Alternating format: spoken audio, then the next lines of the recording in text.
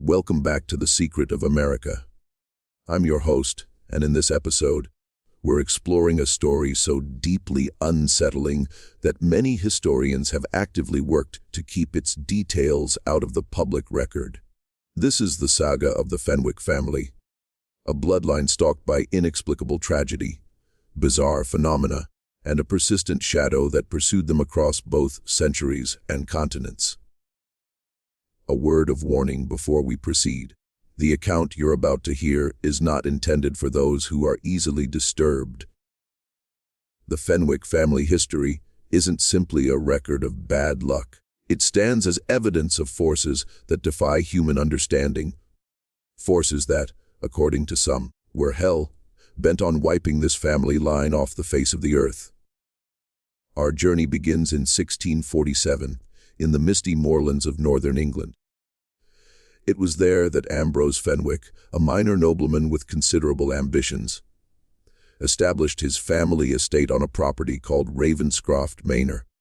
The circumstances surrounding his acquisition of the land were, to say the least, questionable.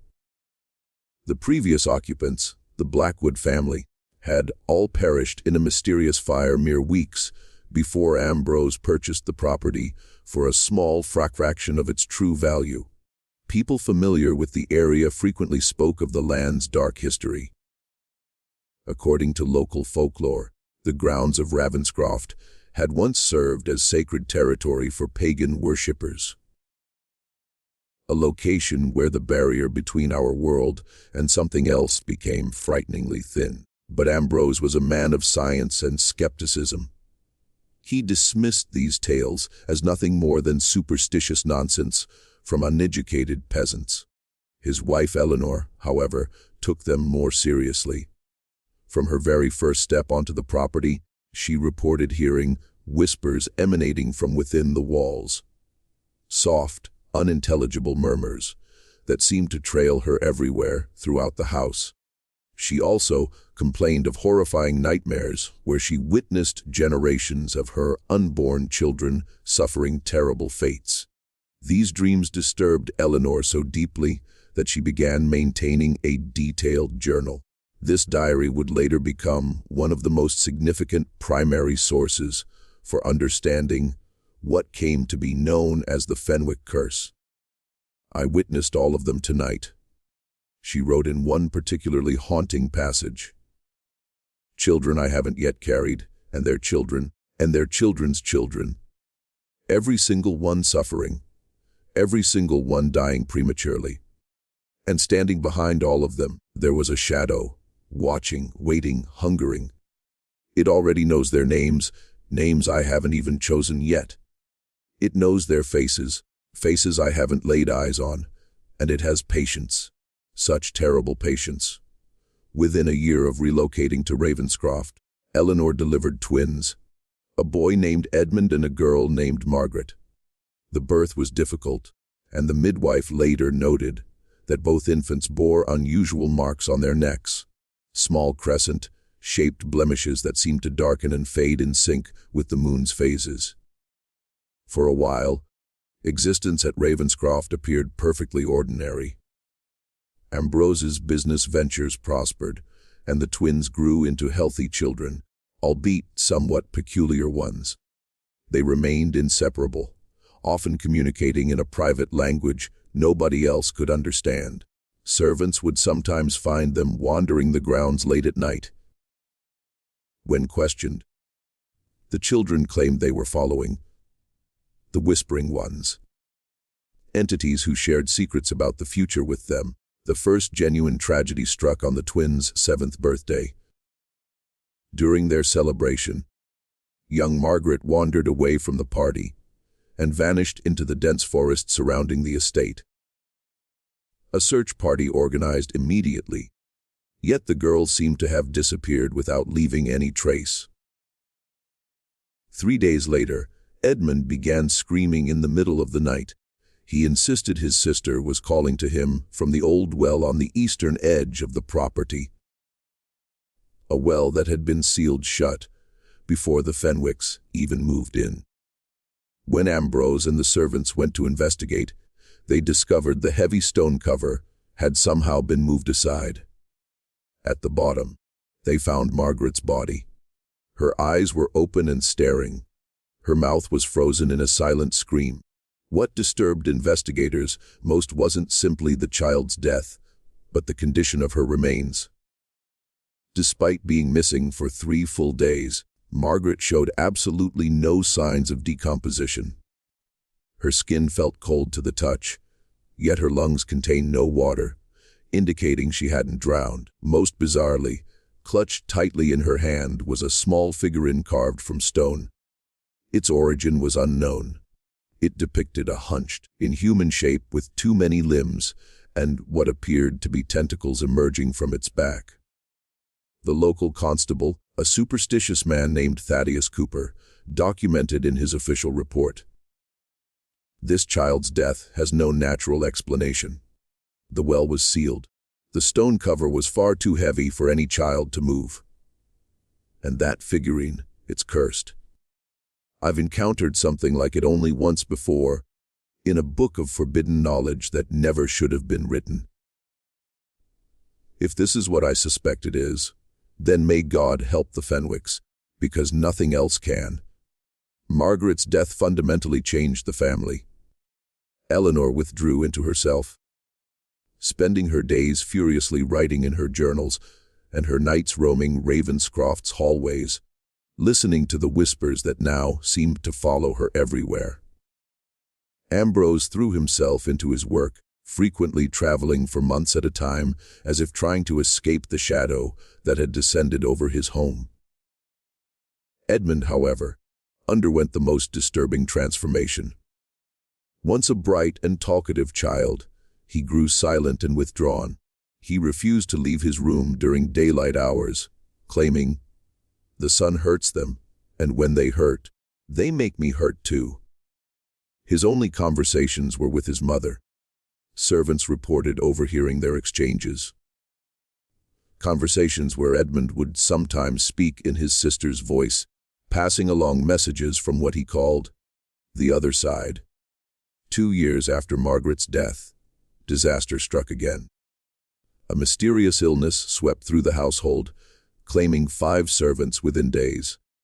The symptoms defied anything the local physician had ever witnessed: extreme sensitivity to light, followed by the appearance of crescent-shaped lesions resembling the birthmarks on the Fenwick twins, and finally a kind of madness where victims would babble about the whispering ones, before their bodies simply stopped, not through any detectable failure of heart or lungs, but as if whatever animated them had simply departed.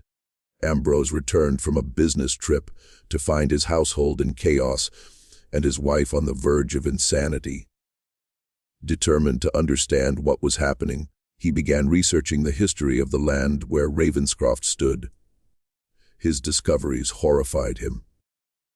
The area had indeed been a site of pagan worship, but not of any recognized cult or religion. Ancient text referenced a group called the Keepers of the Veil, who believed certain locations worldwide served as doorways to other dimensions, places where entities not from our reality could cross over.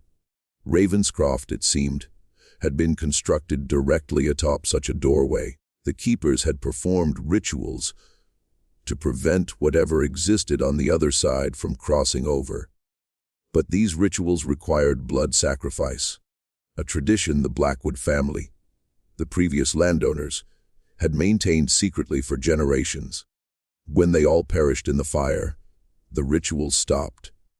And according to the texts Ambrose uncovered, when the ritual stopped, the door began to open. Ambrose, a man of reason now confronting the unreasonable, made a fateful decision.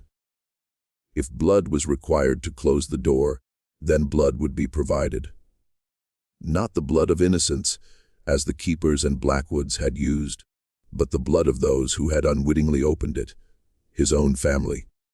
On the winter solstice of 1656, Ambrose performed a ritual of his own creation, combining elements from the Keepers' texts with his scientific knowledge. Eleanor and Edmund participated willingly, both now convinced something unnatural had attached itself to their family. The ritual took place in Ravenscroft's cellar, directly above what Ambrose believed to be the doorway. The details of what occurred that night were never fully documented, but what is known is that, by morning, Ambrose lay dead. His body was found at the center of an intricate symbol drawn in his own blood. Eleanor and Edmund survived, but both bore new crescent marks on their palms. Marks that, unlike their natural birthmarks, did not fade with the moon's phases. In her journal, Eleanor wrote, "The door is closed, but not locked. Ambrose has bought us time, but at such a terrible cost. The shadow remains, watching, waiting. It has tasted our blood now, and it won't forget. It will follow our line, seeking a way back. We must scatter. We must hide. We must ensure the blood of the Fenwicks becomes so diluted that whatever seeks us can no longer recognize its taste. This is now our burden, to ensure our bloodline never gathers in strength again. Because if it does, the door will open once more." Following Ambrose's death, Eleanor and Edmund abandoned Ravenscroft. The manor was boarded up, and rumors spread that it was haunted.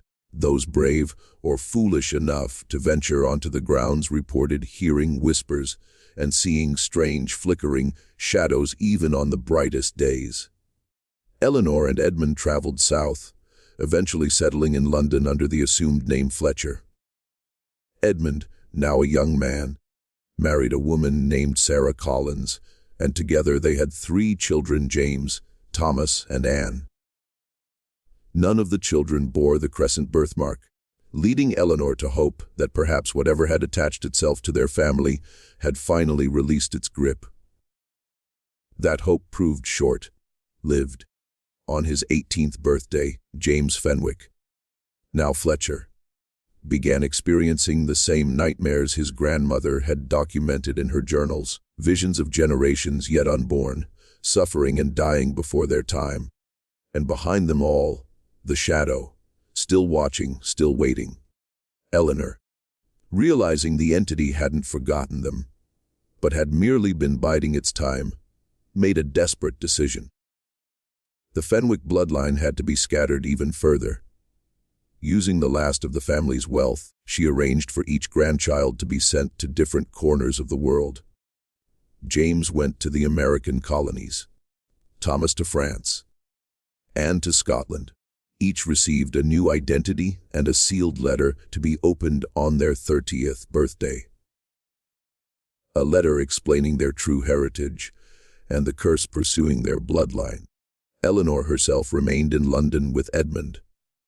Both dedicated themselves to researching any possible means of permanently breaking the curse. They corresponded with scholars and occultists across Europe, gathering knowledge about similar cases and potential remedies. One such correspondent was a Dutch scholar named Pieter van der Graaf, who had studied numerous family curses across the continent. His conclusion was both fascinating and deeply disturbing. What you're describing isn't a curse in the traditional sense, but rather a form of parasitic entity, one that attaches itself to bloodlines rather than individuals. Such entities feed on their host's life force across generations, growing stronger with each death. They're patient predators, willing to wait centuries for their prey to multiply before they feast. The only documented cases of such entities being defeated involve the complete extinction of the targeted bloodline. This revelation led Eleanor to a grim realization. The only way to truly end the curse was to end the Fenwick line entirely. But she couldn't bring herself to advocate for such a drastic measure. Instead, she and Edmund continued searching for alternatives, developing a set of rituals and precautions that could at least keep the entity at bay. These included never allowing multiple Fenwick descendants to live under the same roof, performing a specific cleansing ritual on each full moon, and most importantly, ensuring no Fenwick ever returned to Ravenscroft or the surrounding area where the entity's influence was strongest. Edmund died in 1680 at age 32, relatively young, but older than many cursed Fenwicks would live to be. Eleanor survived him by another 15 years, using her remaining time to compile all their research into a comprehensive grimoire. She sent copies to each of her grandchildren. This book, known as the Fenwick Legacy, would become a crucial guide for future generations attempting to navigate their cursed heritage. The story now splits into 3 branches, following the descendants of James, Thomas, and Anne. Each branch encountered its own manifestations of the curse, shaped by the cultures and circumstances in which they found themselves. James Fenwick, now James Foster, established himself in Massachusetts, where he became a successful merchant. He married twice and fathered 6 children, none of whom knew their true heritage until their 30th birthdays. When James revealed the truth and distributed copies of his grandmother's grimoire, the American branch of the family seemed to fare better than their European counterparts, possibly due to the distance from Ravenscroft. However, they still experienced their share of tragedies. Every 3rd generation, a child would be born with the crescent birthmark, and these children invariably died before reaching adulthood, usually in bizarre accidents involving water or reflective surfaces. One particularly disturbing case was that of Eliza Foster, born in 1743 with the telltale birthmark. At age 7, she was found drowned in a puddle barely deep enough to cover her face. Witnesses claimed that moments before her death, the puddle's surface hadn't reflected the sky above, but instead showed what appeared to be a window into somewhere else, a place of twisted geometries and impossible colors. The French branch, descended from Thomas, integrated into the aristocracy under the name Fontaine. They approached the curse from a more scientific perspective, meticulously documenting each manifestation and seeking rational explanations. This analytical approach served them well until the French Revolution, when their association with the nobility led to most of the family being executed. One survivor, Marguerite Fontaine, escaped to England, where, in a cruel twist of fate, she settled in the very village near Ravenscroft, completely unaware of its significance to her family history. The consequences were immediate and severe. Within weeks of her arrival, the entire village was plagued by nightmares. Children reported seeing a tall, thin figure with too many joints watching them from windows and doorways. Livestock died mysteriously, their bodies drained of blood with crescent-shaped wounds on their necks. Marguerite herself began wasting away, her body aging decades in a matter of months, when a local historian finally made the connection between Marguerite Fontaine and the long, abandoned Ravenscroft estate. The villagers turned on her. She was found dead in her cottage, her body contorted into positions human bones shouldn't be able to achieve, her eyes and mouth sewn shut with an unidentified black thread that medical examiners could neither cut nor burn. The Scottish branch, taking the name Fraser, turned to the church for protection. Many became clergy, believing faith could shield them from the curse. This branch produced the most detailed records of their encounters with the entity, which they interpreted as a demon sent to test their faith. Reverend Malcolm Fraser, writing in 1802, described his encounter. "It came to me wearing the form of my dead sister, perfect in every detail except for her eyes, which were windows into a void so profound that gazing into them meant understanding the true meaning of infinity. It spoke with her voice, offering me knowledge beyond mortal comprehension in exchange for one simple favor: gather the scattered Fenwick descendants for a family reunion at the ancestral home." I refused, of course, and began reciting the prayers my grandmother had taught me.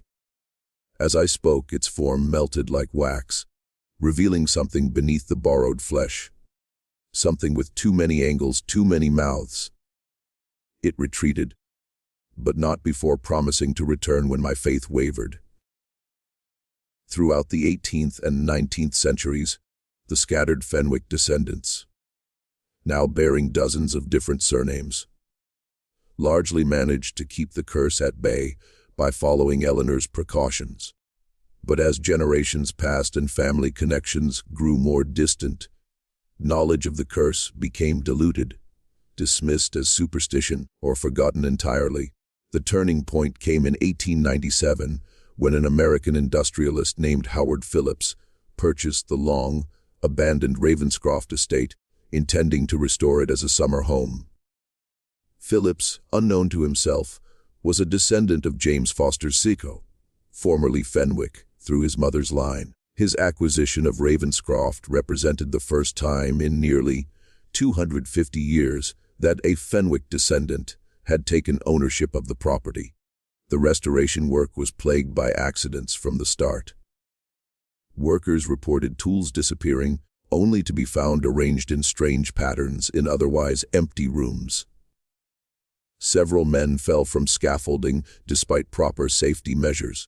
3 stonemasons went mad after breaking through a wall in the cellar, babbling about the geometry of the dark. Before clawing out their own eyes, Phillips himself began experiencing vivid dreams about ancestors he never knew he had. In these dreams, they warned him to abandon the project and flee, but Phillips, a self-made man with no patience for superstition, pressed on. The situation deteriorated when Phillips moved his family into the partially restored east wing of the manor. His wife Catherine began hearing whispers in the walls, the same whispers Eleanor had documented centuries earlier. Their children, 6-year-old twins Elliot and Evelyn, developed an obsession with the sealed well on the eastern edge of the property. The same well where Margaret Fenwick had been found. On the winter solstice of 1897, exactly 241 years after Ambrose Fenwick's ritual, the Phillips family vanished without a trace. The only clue was a journal found in Howard's study. Its final entry read, "They're coming through now." The door was never fully closed. All these years it's been opening inch by inch, and I was the key it needed. Fenwick blood returned to Fenwick land. God forgive me, I've doomed us all. The disappearance of the Phillips family made international headlines, with theories ranging from elaborate insurance fraud to mass murder. The estate was once again abandoned, this time cordoned off by authorities as a crime scene. Eventually the case went cold, and Ravenscroft passed into legend, a place locals warned their children to avoid. What nobody realized was that Howard Phillips had inadvertently triggered a resurgence of the curse. The entity, having fed on the Phillips family, was stronger now and able to extend its reach further than ever before. Across the world, people with even a drop of Fenwick blood began experiencing nightmares, hearing whispers, seeing shadows moving at the corners of their vision. Most had no idea why they were being targeted. The knowledge of the Fenwick curse had been lost to most branches of the family.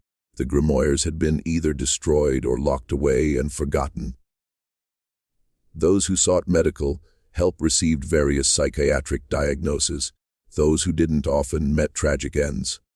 Their deaths filed away as accidents, suicides, or unexplained phenomena.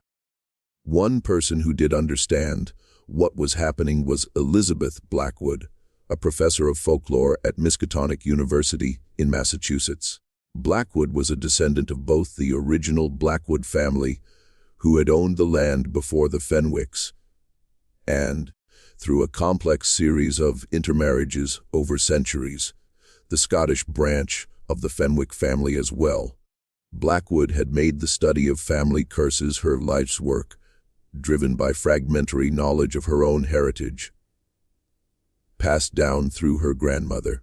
When reports began surfacing in 1898 of people across the globe experiencing identical nightmares, featuring crescent moons and whispering shadows, she recognized the pattern. Using university resources, Blackwood began tracking down individuals experiencing these phenomena, constructing an extensive family tree that connected them all back to the original Fenwicks. Her research revealed a disturbing escalation in the curse's activity. What had once been gradual predation on the bloodline over centuries had accelerated into something more urgent, more hungry. In a paper published in an obscure academic journal, Blackwood wrote, "The entity tethered to the Fenwick bloodline appears to be approaching some form of maturation. Previous manifestations suggested a pattern of feeding and dormancy, like a parasite that gorges itself and then digests. But the current wave of activity indicates continuous feeding across multiple branches of the family simultaneously. Something has changed in the relationship between predator and prey." Blackwood's attempts to warn affected families met with limited success. Most dismissed her theories as academic fantasy. Others, already struggling with what they believed to be mental illness, were further traumatized by the suggestion that something supernatural was targeting them. A few, however, recognized the truth in her words and sought her help. Together, this small group began compiling their experiences, comparing notes on effective defenses, and identifying patterns in the entity's behavior. They discovered that certain materials, silver, iron, and salt, seemed to temporarily repel its influence. They found the entity was strongest during the new moon and weakest during the full moon. The opposite of traditional werewolf lore. Blackwood noted, "Because this isn't a creature of our natural world, but its inverse." Most significantly, they realized the entity couldn't directly harm its victims. Instead, it influenced them toward self-destruction, clouding their minds with despair or manipulating circumstances to place them in danger. This explained why so many Fenwick descendants had died by suicide or in accidents that seemed just plausible enough to avoid supernatural scrutiny.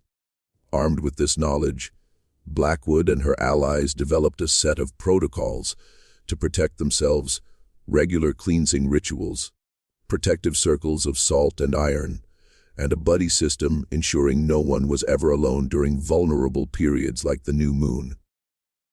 For several years, these measures kept the worst at bay.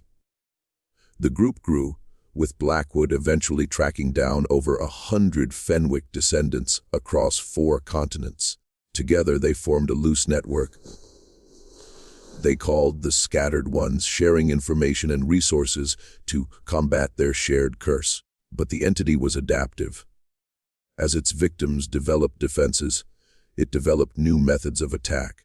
Physical manifestations became more common.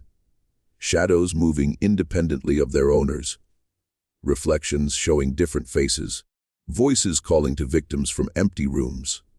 Several members of the Scattered Ones disappeared despite following all precautions. Their homes were found empty but undisturbed, as if they had simply stepped out of reality.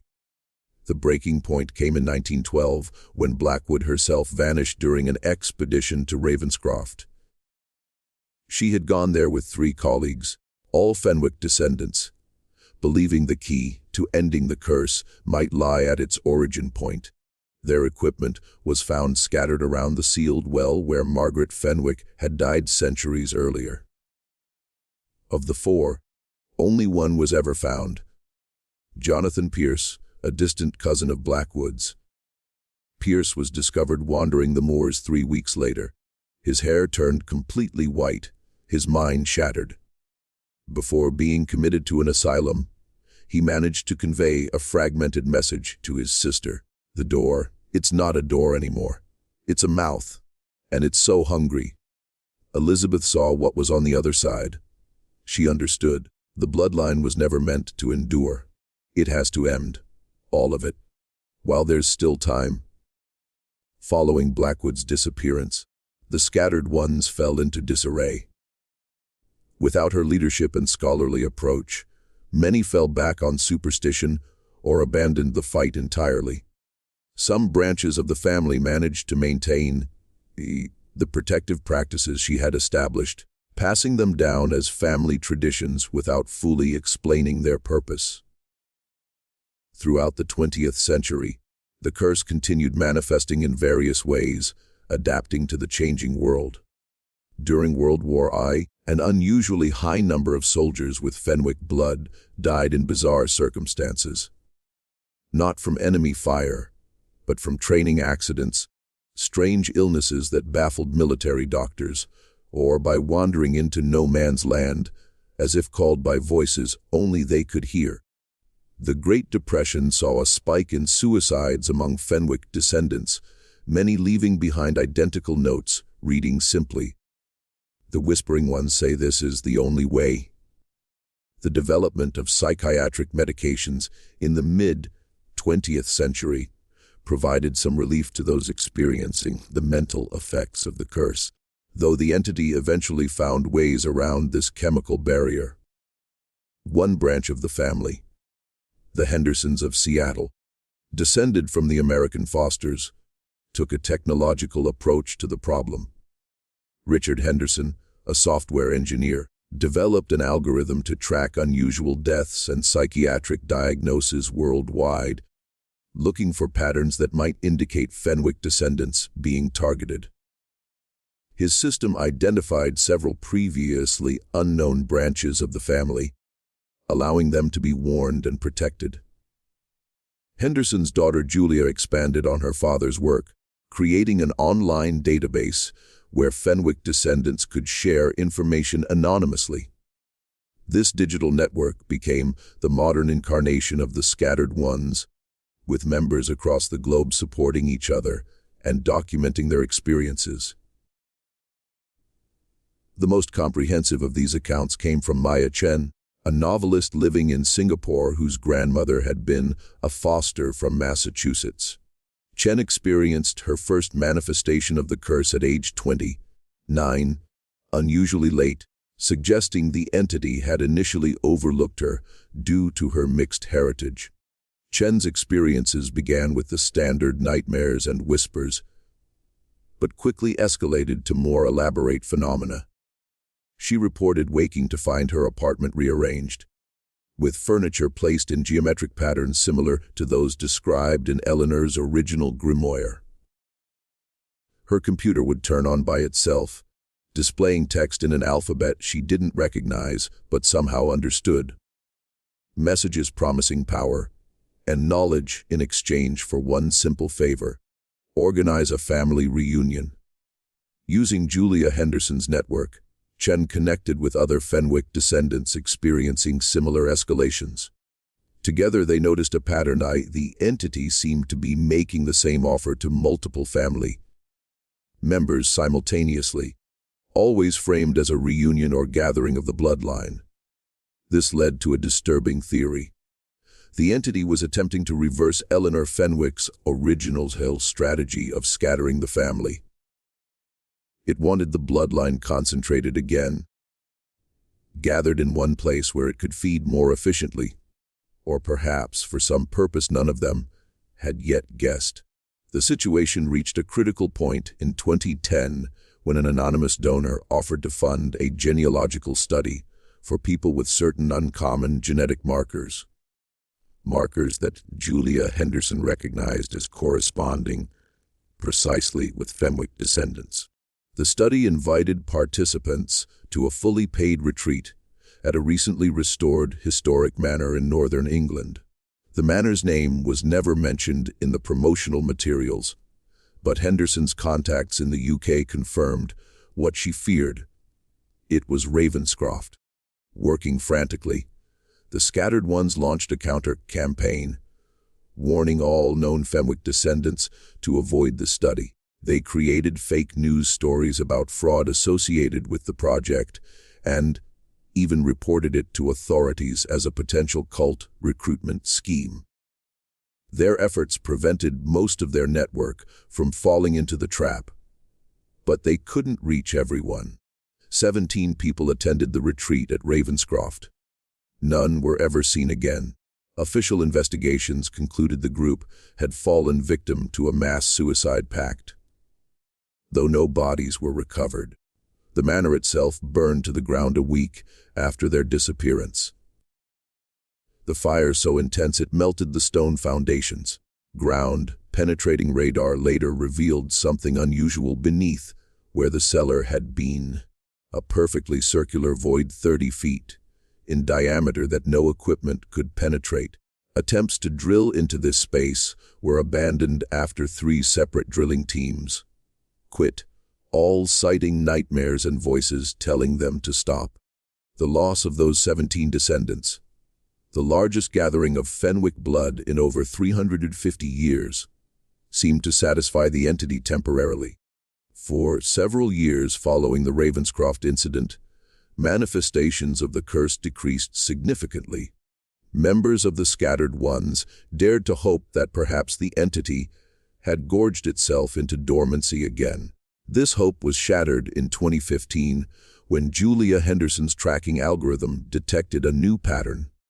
Fenwick descendants around the world were having children at an unprecedented rate. Many reported feeling compelled to reproduce, describing an overwhelming biological urge that overrode their previous decisions to remain childless. Decisions many Fenwick descendants, aware of their curse, had made to avoid passing it on. More disturbing still, an unusually high percentage of these children were born with the crescent birthmark. The first time in recorded history that more than a handful of marked Fenwicks had existed simultaneously. Dr. Elias Norton, a geneticist and Fenwick descendant himself, managed to obtain DNA samples from several of these children. His analysis revealed something impossible: genetic markers that didn't match either parent, segments of DNA that didn't appear human at all when compared to the standard genome. Something is changing these children at a fundamental level, Norton wrote in his report to the Scattered Ones. The entity isn't just feeding on the bloodline anymore, it's reshaping it. For what purpose, I can't begin to guess. But I don't believe these children are entirely ours anymore. This brings us to the present day, where the remaining members of the Scattered Ones face an impossible dilemma. The entity that has hunted their family for centuries appears to be entering a new phase of its existence, using their bloodline to incarnate itself into our world through a new generation of children. Yet these children, whatever else they might be, are still their sons and daughters, innocent of any wrongdoing. Some advocate for drastic measures, sterilization of all known Fenwick descendants, or even more extreme solutions they dare not speak aloud. Others believe the answer lies in returning to Eleanor's original research. That somewhere in the grimoires and journals, there might be a way to permanently sever the connection between their bloodline and the entity. A third faction, led by Maya Chen, proposes something radical: stop fighting the curse, and instead attempt to communicate with it. For centuries we've seen this entity as a predator and ourselves as prey, Chen argues.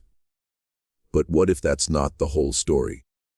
What if there's something it wants beyond simply feeding on us? The original texts speak of a doorway, of something trying to cross over. What if all this time it's been trying to tell us something? This approach has gained traction among younger Fenwick descendants, particularly those born with the crescent mark, who have lived with the entity's presence their entire lives.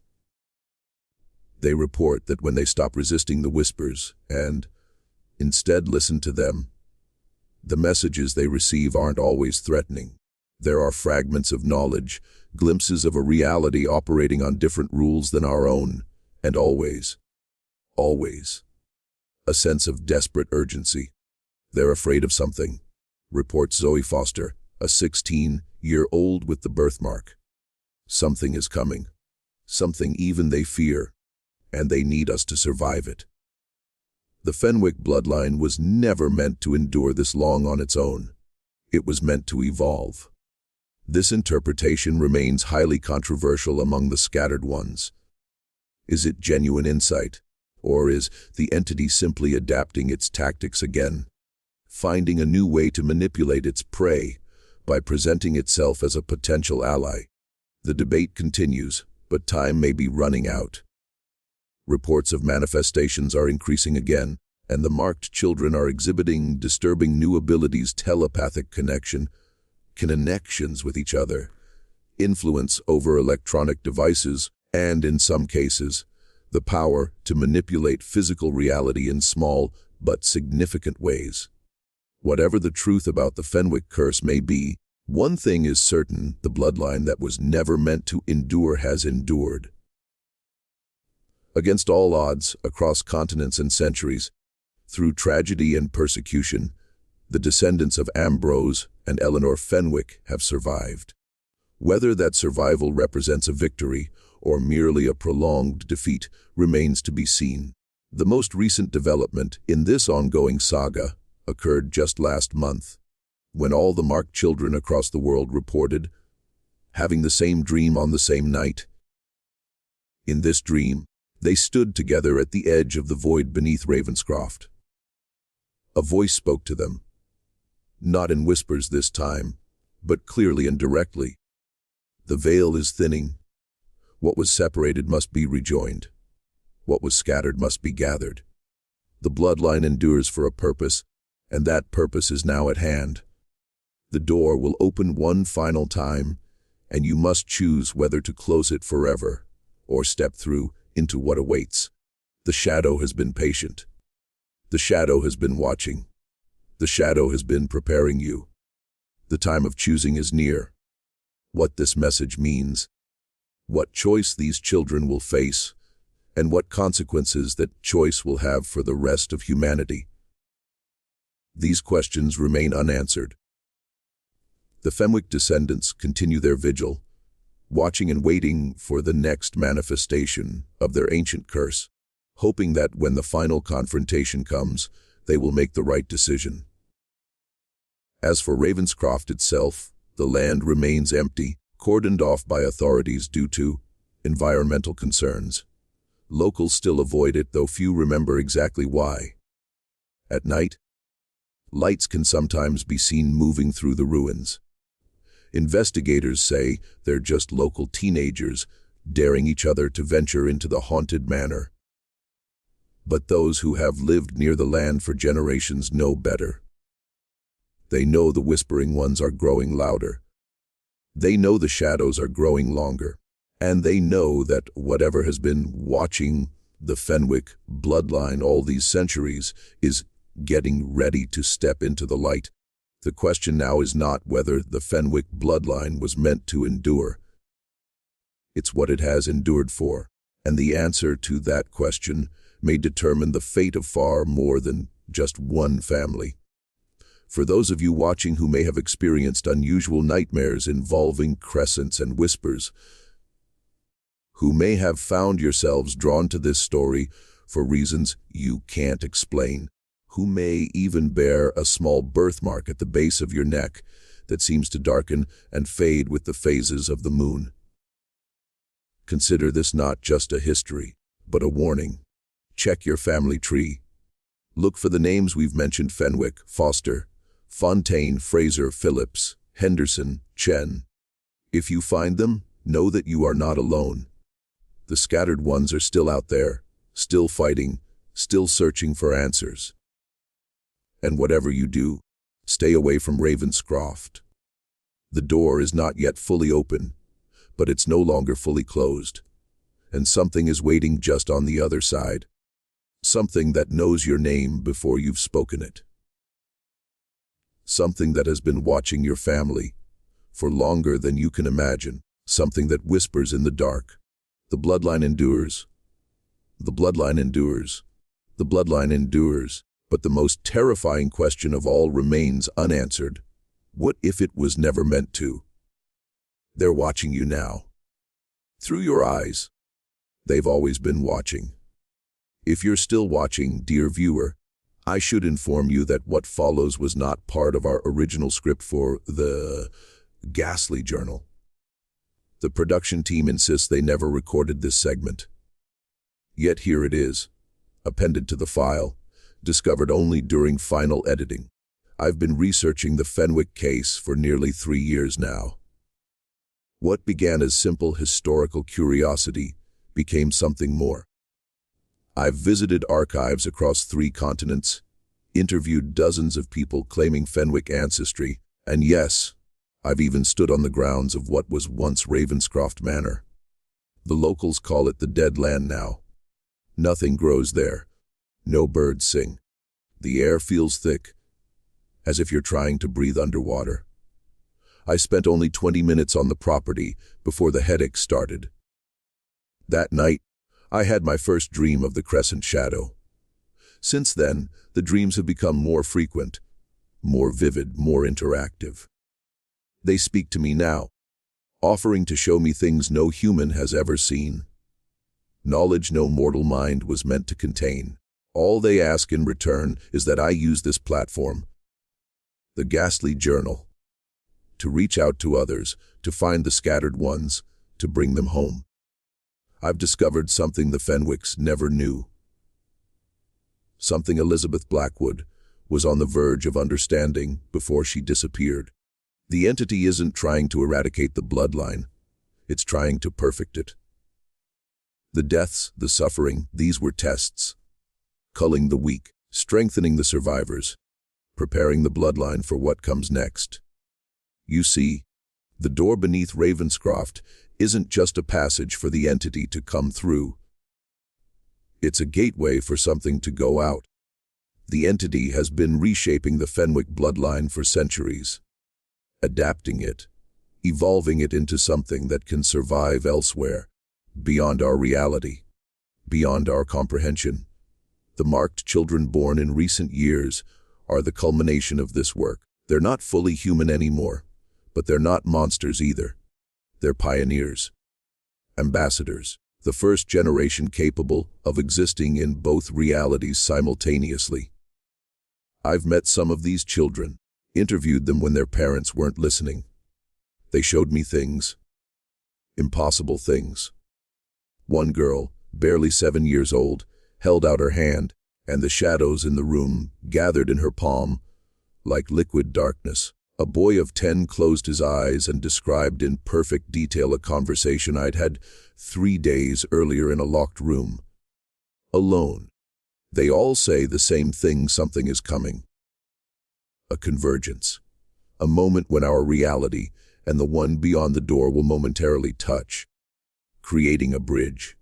And when that happens, they will be given a choice to stay here in our limited existence, or to cross over into a place where the laws of physics are mere suggestions, where consciousness itself is the primary building block of reality. What's truly unsettling is how eagerly they anticipate this choice, how confident they are that crossing over is not just possible but desirable. We were never meant to stay here. One child told me, her crescent birthmark darkening as she spoke. This world is just our cocoon. Since beginning this investigation, I've discovered something else. Something I wasn't looking for, something I didn't want to find. 2 months ago, while examining old family photographs, I noticed a small mark at the base of my neck, a birthmark I'd never seen before, in the shape of a crescent moon. I've had DNA tests done, traced my ancestry, and yes, there it is. 6 generations back, a great-great-grandmother whose maiden name was Fraser. I am one of them. The entity has been whispering to me my entire life. I just didn't know how to listen. And now I do. This episode of the Ghastly Journal was never meant to be merely informative. It's a beacon, a calling, a gathering of the scattered ones. If you felt a strange resonance with this story, if the mention of whispering shadows and crescent moons strikes a chord deep within you, you might be one of us. The blood of the Fenwicks might run in your veins, diluted but not forgotten. The entity remembers. The entity recognizes its own. And the entity is calling us home. Check your neck for the mark.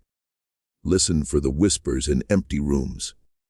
Watch for shadows that move against the light. These aren't signs of madness. They're confirmation of your heritage, of your potential, of your destiny. The scattered ones are gathering once more, not to fight the entity, but to embrace it. To complete the work that began with Ambrose Fenwick in 1647. The next phase of human evolution isn't technological or biological. It's dimensional. A transcendence beyond the limitations of physical reality. The children will lead the way. They're already halfway between worlds. And those of us with the blood, even diluted through generations, can follow. The door is opening. The time of choosing approaches. If you feel the call, if you know in your bones that you're part of this story, there are ways to find us. Ways the entity will show you if you're willing to listen. The Ghastly Journal isn't just a YouTube channel. It's the modern incarnation of Eleanor's grimoire, a guide for those who carry the blood. For the rest of you watching out of mere curiosity, or for the thrill of a scary story, heed this warning. What has been set in motion cannot be stopped. The convergence is coming. The veil between worlds is thinning. And when it tears open completely, those unprepared will find the new reality challenging. The Fenwick bloodline was never meant to endure in this world.